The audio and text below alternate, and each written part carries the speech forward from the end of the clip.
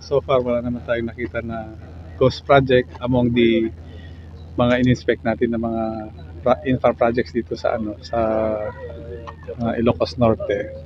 And then ito, according sa district engineer, project engineer is dalawang project ito 50 million each. So ito is 66% completion, yung isa is 72% completion. So we expect na, or we hope na matapos nila dun sa target date na January 24, 2026.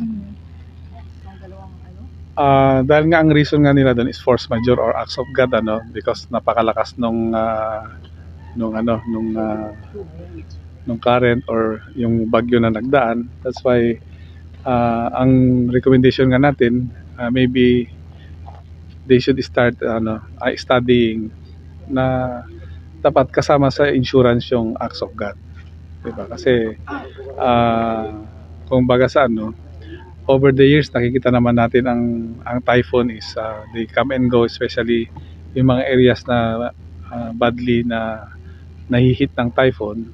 So I think there's a need also to look into the policy ng Insurance Commission na isama yung force majeure as part of the coverage ng insurance. And you were the calamities na tumatama sa mga lugar? Yes, kasi if we always look at the historical data, ang bagyo naman is paulit-ulit na Region 1, Cordillera, Region 2. So nakikita natin yung so lahat dapat ng mga projects na ini-implement natin as far as infrastructure is concerned, especially itong mga flood control project, should stand yung test more than doon sa standard na sinet ng DPWH, diba?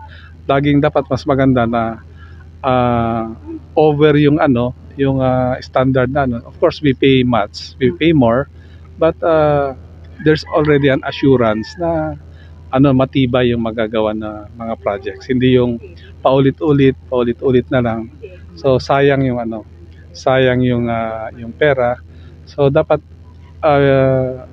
yung ating mga engineers sa DPWH should study yung mga previous calamities na nangyayari, diba? Para nang sa ganon yung pondo maibigay sa ibang mga projects or ibang mga lugar, hindi yung pabalik-balik ng repair paulit-ulit. Sayang Last question from me po, sir. That's why we have a limited time naman ng pagpunta rito. Ganon din sa mga ibang area na pinupunta natin. So we always see to it na may mga naiiwan na engineers from the DPWH, and then they will be assisted by the PNP engineers and the AFP engineers in the area. At kung may mga volunteers na engineers dito sa area, we welcome yung help nila kasi this should be a concerted effort among Philippines.